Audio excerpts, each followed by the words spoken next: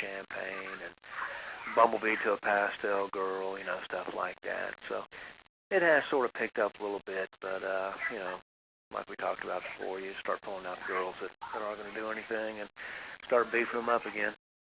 Yeah. I wish I had the rats to beef them up, man. I just don't have them. I've tried to bump up production a little bit here, and still got a bunch of female rats that are getting up to size. But man, I'm hurting. Are you hurting?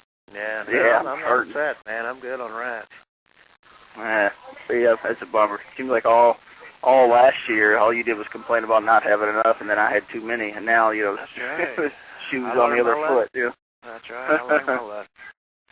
Yeah, I'm gonna prep more in the future, but this ain't gonna be, for me, it's not gonna be, some big, I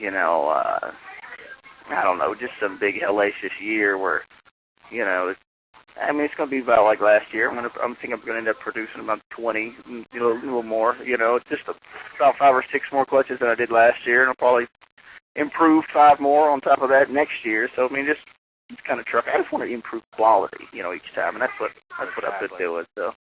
Exactly. Yep. If I can produce 50 good, or 100 good clutches, I'd love to do it. But as it stands right now, I just don't have the room to produce 50 clutches. You're talking about a lot of girls, It is. It ain't 50. I know that. Yeah. All right, man. Well, let's see what we got here. Let's get Greg on and get going with the meat and potatoes of the program tonight. Greg Graziani, welcome back on the program. Reptile Radio, it's good to have you back. I think you've been on here at least 3 or 4 other times now, so you're an old veteran of the show. Thanks. It's good to be back, guys. Well, they're beating us up over in the chat room. People want to hear about it right away. It's the Cinnamon Clown. Let's get your reaction. I was really, really happy with it. It was a huge clutch with it. It was a 10-egg clutch. 9 of them ended up hatching. We lost 1 right in the first week or so. And we ended up with 2.1 cinnamon clowns out of it. Oh, man, jackpot. So, it's a great clutch for us. I had some speculations as to what the animal would look like. Color-wise, I think I was pretty close in my mind as to what I thought it would look like, but I did not assume that it would wipe out that head pattern. It almost looks like a super cinnamon head, with almost a lavender chocolate color. Just totally surprised me on that. So, again, extremely pleased. I love, one of my favorite markings on the clown are those white lateral blushings, that you get on the side of clowns that come out. And with all the lateral blushing on the cinnamon, it's just those animals are just peppered up and down the sides with that coloration. It just looks really cool. That is cool. Let me ask you this, Greg. How much time do you have vested in that project until you hit on it? Well, last year was probably our first shot at it, but we moved into the new facility prior to breeding. So, we had a lot. We only did about 30% of what we expected last year.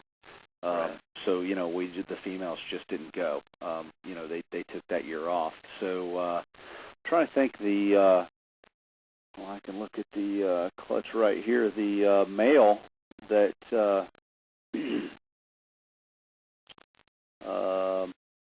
bred that, he was in 06. So we hatched him out, and we did the first cross in 06. So we tried to get a shot at it last year. Right. But, that didn't work. And actually, we may have tried the year before that, too. We may have in the other building. I've yet to hit a pastel clown. I've been producing, pastel set for clowns for the last 3 or 4 years. And I've yet to hit the odds on that. We've pulled some 66 possible super pastels, but no pastel clown yet. So maybe we'll get that. We have a very, very, very slim shot at a pewter clown this year. We do have a cinnamon clown. She's probably got, it looks like she's got 4 or 5 eggs in her. She should be laying probably in the next 2 weeks. And she's bred to a pastel heifer clown. So, that's a 1 in 16 with 4, maybe 5 eggs out of her. So, I mean, if I hit that, I'll be totally stoked because that wasn't, that was kind of a side note. She looked a little small. We threw the male in there, and I thought, probably not. But, she doesn't go. We'll just keep feeding her. And next thing you know, she ovulated. Wow. So, good luck. Yeah, that'll be, again, I'm not, I don't expect it because the odds are going to be slim on that. I mean, I can't believe the odds we got. First of all, the female threw, 10 eggs. And then to hit 3 of those, were just really good odds, to finally hit it. But I guess I made up for past years. I heard that. That's what we're going to get into a little bit just here in a second. Is so we really, we brought you on the program to talk about, genetics, and we're going to dive into that. But we definitely want to get some updates before we get into that. And I know last time we were talking to you about, you mentioned that the clown and the cinnamon both have an effect on, color and everything when, you never really know what you're going to get when you're combining those two genes. What did you think about the color of the cinnamon clown? Did it come out how you thought it would as far as color-wise? Yeah, it's still, again, they haven't gone through their first shed, so, I mean, there's going to be, I think, quite a bit of color change. It was fairly close to, what I expected, kind of a fiery orange, a burnt orangish, there's that pinkish brown. I mean, it's just, it's really kind of strange. The color's just hard to describe that's on the animal, so I'm real curious to see how they color up. The clown isn't a normal yellow. It's an odd gold color. So definitely I'm really excited to see what happens when we get the pastel in there on top of that, for that pewter clown. I mean, I think that might really be bizarre. But again, I don't know. I've always said that the cinnamon is probably phenotypically the most dominant mutation that I've seen. I mean, when the cinnamon gets crossed into almost anything else, it kind of takes over. I mean, even the cinnamon spider doesn't look much like a spider. The cinnamon just kind of dominates it, and it almost looks like with the clown, it dominated that head right into the super form. I've had some speculation on king snake as to what I thought the super cinnamon clown would look like. And more than likely, probably the color of that head, on the solid body.